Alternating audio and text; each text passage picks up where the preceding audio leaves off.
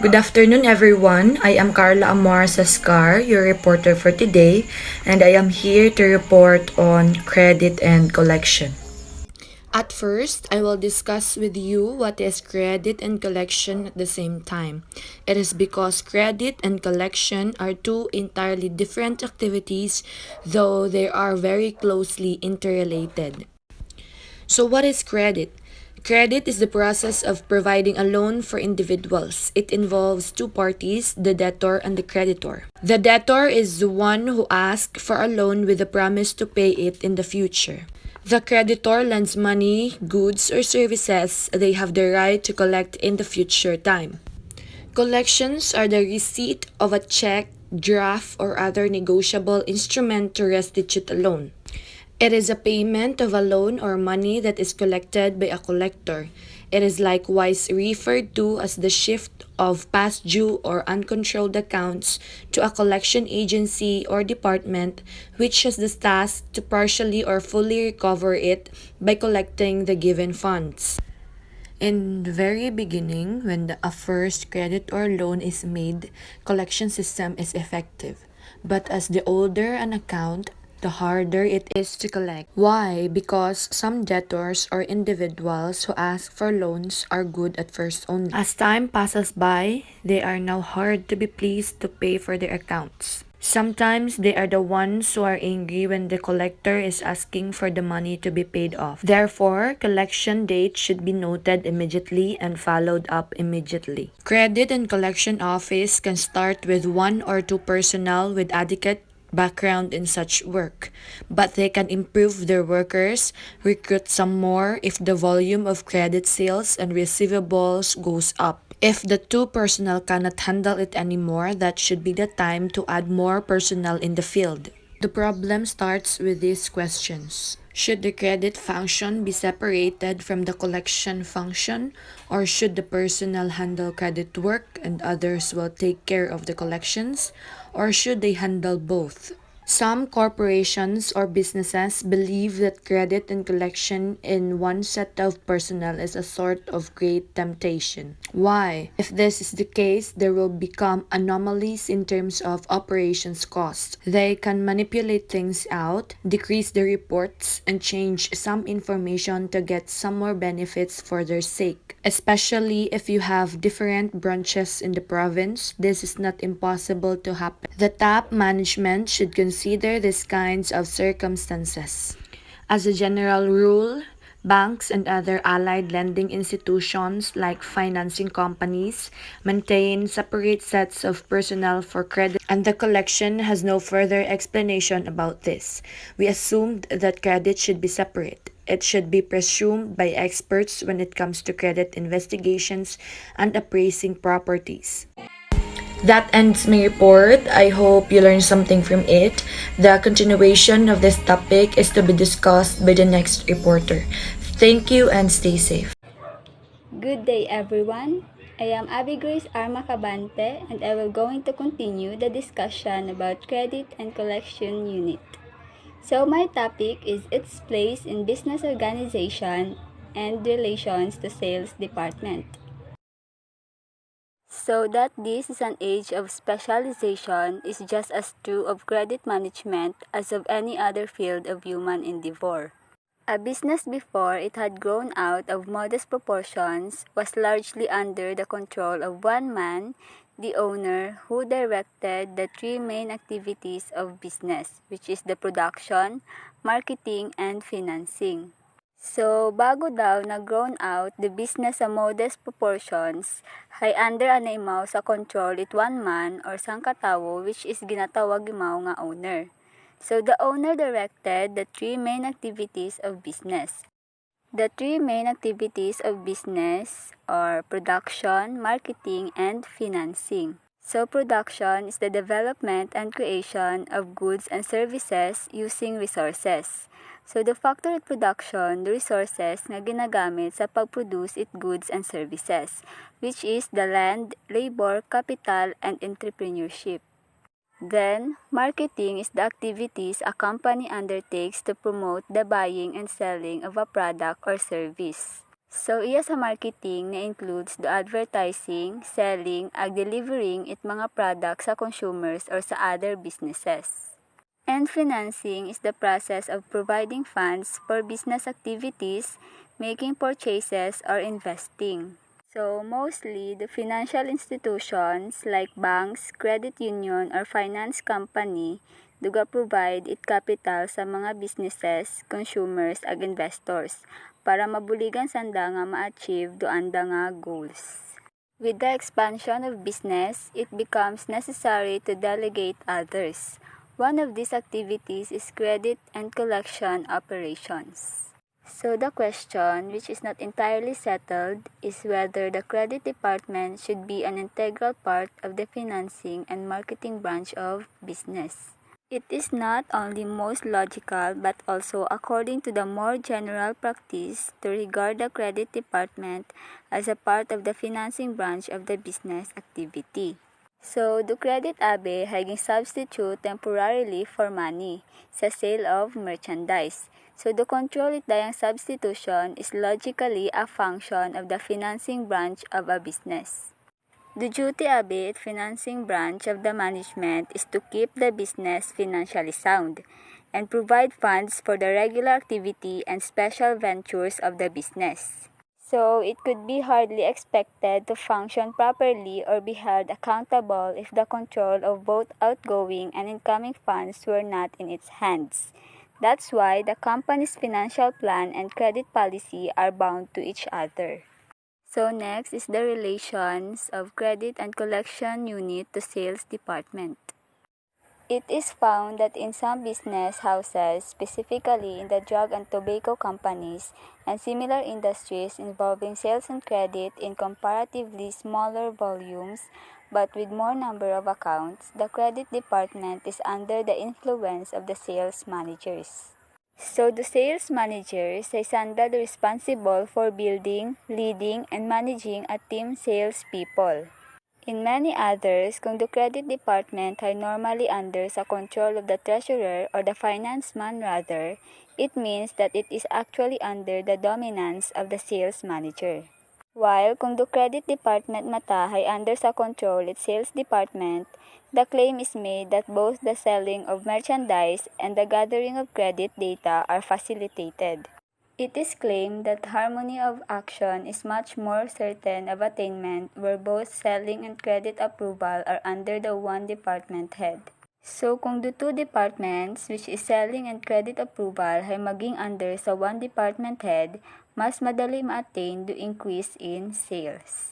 On the other hand, since the main preoccupation of sales is to increase the volume of sales, there is the possibility and oftentimes a reality that the credit function is relegated to the background in favor of greater sales volume, which leads to problem in receivables, bad debts, eventual tight financial position, and even sometimes total bankruptcy.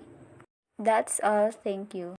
Good day, everyone. I am Jamaica A. Barrientos, and the topic that I will discuss are the independent credit department and the sales credit conflict. So first, what is the credit department? So credit department is one of the first departments which will become needed as revenue grows and credit is extended to clients new and old. So the types of transactions specifically to your company will determine how rigorous your company needs to be in the development of its credit department.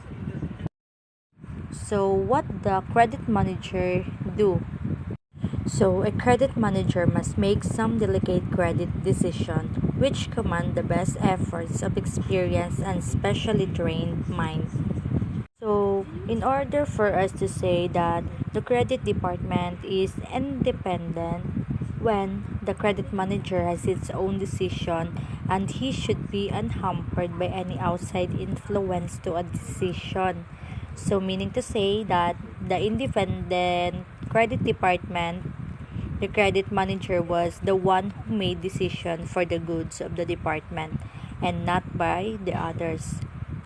And If the decision was made, it should be final, and the subject only to review are not less than the chief operating executive. But in contrary, the credit manager also needs to keep in touch with the other departments. It is to get more information, consultations, and conference for the goods of the department. Next is the sales credit conflict or credit versus sales. Every business experiences a certain level of strain between the sales and the credit teams. But, however, the conflict can be reduced or even be eliminated if they train the sales team members to think like credit managers and vice versa. This important shift in thinking will not only lead to less infighting between the two teams, but to result a better and stronger business overall. The primary source or the main source of the conflict between the sales and the credit team members is how they think about a sale. So the difference between the sales team and the credit team. So the sales teams are trained to think in terms of the quantity of the sales, and the goals of its member are often number based, and they are rewarded with the commissions. That's why it makes sense that the sales team is out to land as many transactions as possible because of the commission. Because the more they have transaction, the more they have commission. While the credit management team has a completely different perspective than the sales team. Because the main goal of credit management is the quality of the sale. Before extending credit, their employees must decide whether customers are a good risk and whether they will be reliable payers over time. And the credit managers have the final say about whether a customer will be allowed to purchase on an invoice or a credit basis. And with that, their rewards are based on managing risks and collecting outstanding debts. So, the conflict arises because of the difference in these goals and the lack of understanding and appreciation for the other team's role. So, that's all, and thank you. Good afternoon, everyone. My name is Russell Junior Camonte, and I'll be discussing the attempts at minimizing the conflict. Some of the company tried to solve the conflict by putting two functions in one. A salesman can sell directly to customer or to other businesses or organization, and the credit manager manage the credit department and make decisions concerning credit limits. Monitoring the account receivable portfolio for trend and warning signs. The second system at minimizing conflict is a program of continuous dialogue between salesman and creditman. Both of them use much the same customer information to accomplish their objectives, and each of them can provide information that helps the other do its more of efficiently. Here are some tips to minimize if not totally eliminate this conflict. First is the exchange problems. Check for understanding. Ask for feedback, answer questions, and confirm that everyone is on the same page. Learn to accept constructive criticism from others. It gives specific recommendation on how to make improvements. Second is give credit. Credit for deserving individuals, hardworking, and outstanding performance. Reward contribution will encourage employees to give their utmost. Third is avoid memos. Writing a memo essentially involves sending out a message that could be read by both your intended audience along with anyone else that comes across it. But some people might misinterpret the message, and if ever the memo is misinterpreted, it will be better to talk in person. Good afternoon, classmates. I am Rachel Wainwright B. Patricio, and I am going to continue the report on the tips on how to minimize the conflict in sales and credit. Our topic is about Chapter 3, Attempts at Minimizing the Conflict.